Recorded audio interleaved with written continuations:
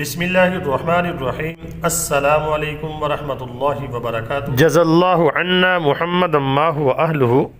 मेरे नाज़रीन, ना ही मैं कोई नजूमी हूँ और ना ही मैं कोई पेशन गोइयाँ करने वाला हूँ और ना ही मैं कोई बाबा हूँ, लेकिन मैंने आपके सामने आज से तकरीबन 6 माह पहले एक वीडियो बनाई थी जब श्रीलंका दिवालिया हुआ था। ये आपके सामने ये पिक्चर भी है, देखें। उस वीडियो को मैंने थंबनेल आपके सामने रखा हुआ है।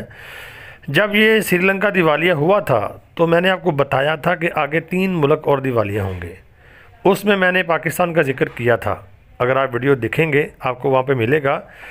तो अब पाकिस्तान के हालात जो हैं श्रीलंका से मुख्तलिफ नहीं हैं, बिल्कुल श्रीलंका वाले हालात पाकिस्तान के बन चुके हैं। तो श्रीलंका जब दिवालिया हुआ था तो हुआ क्या था?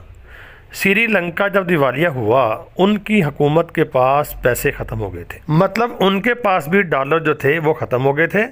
उन्होंने बाहर से चीज़ों इंपोर्ट करनी थी। मिसाल के तौर पे वो पेट्रोल मंगवाते थे बाहर से या दीगर चीज़ें, तो पेमेंट करने के लिए उनके पास पैसा नहीं था, ख़जाना उनका खाली हो गया।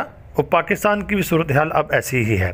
अब पाकिस्तान के पास भी पैसे नहीं है। पाकिस्तान की जो इम्पोर्ट है वो बंद हुई है, इम्पोर्ट बिल्कुल बंद है और बाहर से चीज़ें पाकिस्तान में नहीं आ रही। मुसीबत तो ये है कि इन्होंने 70 सालों में कोई चीज़ अपने मुल्क में तैयार नहीं की। वो पंजाबी जी कहते कि छणकना मांझा इन्होंने, 70 साल इन्होंने छणकना ही मांझा है। आप अंदाज़ा करें 70-75 साल में ये यहाँ तक नहीं हम पहुँच सके। एक स्टील मिल थी हमारे पास, वो भी हमने बेच दी। तो मेरे नाज़रीन, जब पाकिस्तान हर चीज़ बाहर से मंगवाता है, तकरीबन हमारी 70 से 80% चीज़ें बाहर से आती हैं। 70% तो हैं ही। जितनी भी अद्वियात हैं, यानी कि अपना एलोपैथी की अद्वियात सारी बाहर से आ रही हैं।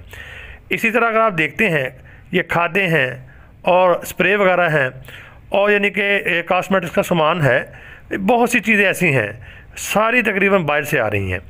तो यानी कि इंडस्ट्री में लगने वाली चीज़ें हैं, मशीनरी है, बहुत चीज़ें हैं। कोई भी चीज़ पाकिस्तान में नहीं बनती। तो जब वो बाहर से नहीं आएंगी तो आप बताएं, एक मिल्स है मिसाल के तौर पे, उसमें 20,000 बंदा काम करता है। उसकी जो मशीनरी है उसके अंदर जो केमिकल इस्तेमाल होते हैं उनको चाहिए, वो बाहर से इंपोर्ट करते हैं, तो वो नहीं आ रहे। इन्होंने एलसी बंद की हुई है, तो क्या होगा, वो मिल्स बंद हो जाएगी। तो जो मिल बंद होगी तो उसमें कम अज़ कम अगर 20,000 बंदा काम करता है तो क्या बनेगा उसका, वो बेरोज़गार हो जाएगा। यानी कि ये छोटे मोटे मसाइल नहीं हैं, इससे इतने गंभीर मसाइल पैदा हो रहे हैं कि लोग बेरोज़गार हो रहे हैं। अच्छा, ये तो काम हो गया। उसके बाद अब क्या हुआ, जब इनके पास पैसा नहीं था तो अब ये कर्ज़ लेने जा रहे हैं। IMF से इन्होंने कर्ज़ लेना है। IMF ने बहुत सी शर्तें रखी हैं, उनमें से मैं आपको एक शर्त बताता हूँ। शरायत तो और भी हैं, लेकिन आपके साथ मैं एक शर्त शेयर करूँगा, उससे आप अंदाज़ा लगाएँ कि कितना तूफ़ान आएगा महंगाई का। अगर 7.5 रुपये या 7 रुपये यूनिट बढ़ता है तो ये यूनिट पड़ेगा 37 रुपये। पहले यानी कि जो घरेलू यूनिट है वो 30 रुपये में पड़ रहा है हमें, जिसकी यानी कि 100 यूनिट चलते हैं उसको 3,000 रुपये बिल आता है टैक्स डाल के।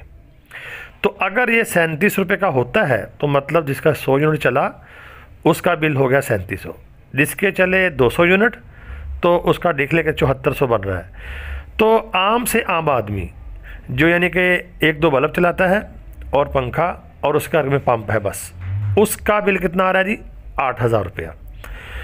तो 8,000 रुपया बिल वो कहाँ से भरेगा?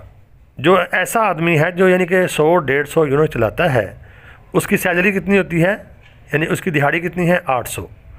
8 को अगर आप ज़रब देते हैं 30 दिनों से, या उसकी सैलरी लगा लें 30 दिन की या दिहाड़ी लगा लें, तो 24,000 रुपया महीना कमाता है वो। 24, 25, 26, तो 24,000 महीना कमाने के बाद जब उसने 8,000 बिल दिया तो पीछे बच गया उसके पास 16,000 रुपया। 16,000 में 1,000 रुपया उसका गैस का बिल निकाल लें, तो अब उसके पास बचा 15,000 रुपया। 15,000 यानी 500 रोज़ के। अब वो 500 रुपया उसके पास, उसने 500 से अपने बच्चों के लिए आटा भी लेना है जो कि 150 रुपये किलो है, और घी भी लेना है जो कि 500 रुपये किलो है। ठीक हो गया। अदरक, प्याज, लहसुन, टमाटर भी लेने हैं उसने, दूध भी लेना है, और उसने अपने बच्चों का ख़र्चा भी निकालना है। स्कूल की थोड़ी बहुत फ़ीस है, आने जाने का ख़र्चा है, मेहमान भी भुगताने। 500 रुपये में वो क्या करेगा, आप बताएं, आप ख़ुद बताएं वो 500 रुपये में क्या करेगा। तो मेरे नाज़रीन, ये एक लावा है जो पक रहा है बल्कि पक चुका है। अगर इन्होंने IMF की ये शराइत कबूल की तो इसके बाद बहुत बड़ा तूफ़ान आने वाला है और इस तूफ़ान को रोकना इनके बस की बात नहीं होगी।